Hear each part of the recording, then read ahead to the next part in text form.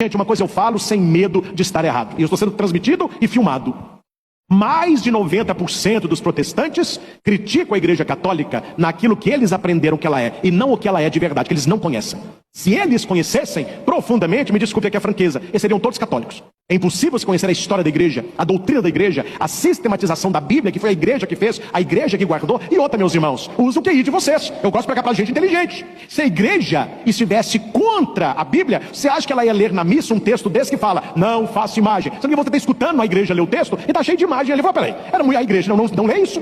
Como isso é o que eles falam, não leia João 6. Não vamos ler isso aqui não. Não leia o Magnífico de Maria. Na Anunciação leia pouco. É por isso, meus irmãos, acorda, gente. É por isso que muitas igrejas protestantes e pentecostais, eles ficam aonde? No Antigo. Rei Davi, é Salomão, é Abraão, é Moisés, é Esther. Por que eles são cristãos? Eles não pegam ali Jesus, São Paulo, Pedro e Tiago. Porque eles estão lascados.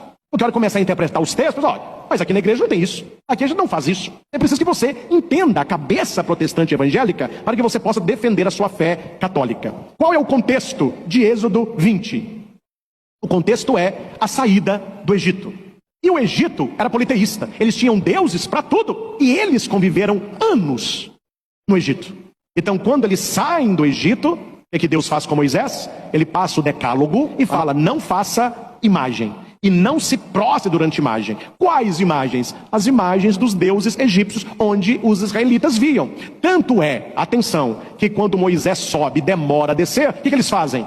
A imagem de um bezerro de ouro. E começam, ó nosso Deus. Moisés vai e quebra as tábuas da lei. Por que o povo se perverteu? Porque o povo acostumou no Egito, tudo tinha uma imagem. E eles não tinham, o Deus era invisível. Então eles fizeram um bezerro, imitando quem? Os bezerros do templo de Apis, no Egito antigo. Então Deus vai dizer para Moisés, diga para eles que não façam imagem. Imagem de quê? Imagem de deuses, para serem adorados. Agora pensa comigo, o protestante, ele pega a imagem de santo e joga um texto do Antigo Testamento, onde nem santo tinha, Jesus nem tinha vindo. E eles pegam um texto para os deuses egípcios e jogam para os santos católicos. Eles fazem uma comparação totalmente difícil de entender como conseguem fazer essa interpretação. Só que as pessoas não entendem Bíblia, elas leem o texto e falam, realmente é verdade. Aqui, meus irmãos, entendam, quanto foi, pelo menos eu, e a igreja não se faz, quando foi que você foi ensinado na igreja que Nossa Senhora é deusa? Nós devemos adorá-la como deusa. Quando é que nós ensinamos, vamos adorar o Deus Galvão? Viva o nosso Deus Galvão! Viva o nosso Deus Antônio! Viva o nosso Deus João Paulo II! A igreja nunca ensinou isso. E ela apenas lembra o santo. Como a foto da minha mãe, na minha carteira, me lembra a minha mãe. Mas a foto da minha carteira não é a minha mãe. Tanto é que a gente não fala, viva a imagem de Frei Galvão, idólatra!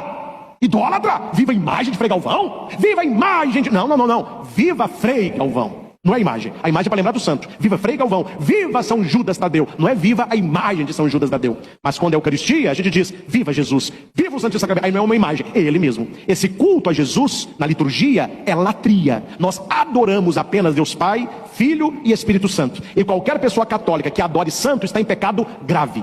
Qual é o nosso relacionamento com os santos, padre? É o culto de idolia, que significa imitação. O santo foi santo porque ele teve virtudes. Quando eu sou devoto de um santo, eu quero colocar na minha vida as virtudes do santo. Quem foi amigo de Deus na terra, continua amigo de Deus no céu. É esta oração que o protestante não entende, que é a tal da intercessão, ou comunhão dos santos. Porque a igreja é uma só. Nós estamos vivos, os que estão no purgatório padecem, os que estão no céu triunfam. É uma igreja só. Eu posso rezar por quem está no purgatório, as almas do purgatório podem interceder por mim, porque elas são benditas, mas ainda não. Os que estão no céu rezam por mim, eu posso pedir a intercessão deles. Por que isso acontece, padre? Porque o corpo de Cristo é um só. A igreja é uma só. Anote aí na sua Bíblia alguns textos onde Deus manda fazer imagem.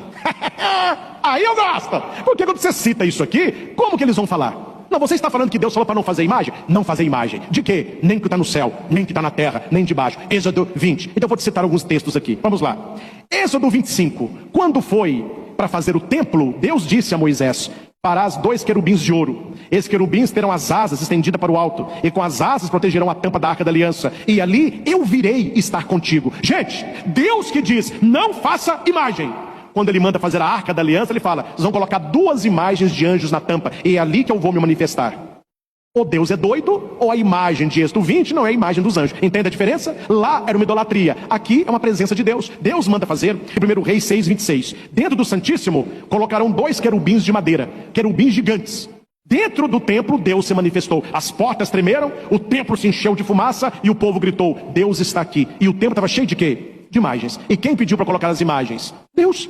As paredes do templo, cheio de coqueiros, de bois, de palmeiras, de tâmaras, árvores do mundo todo, era tudo ornamentado. Deus se manifestava ali. Era para Deus falar: não vou entrar nesse templo. Eu falei que não é para fazer imagem, está cheio de imagem aí. E ali Deus se manifesta. 1 Reis 6:29, todas as paredes do templo em redor eram entalhadas com figuras de querubins e palmas, mais imagem.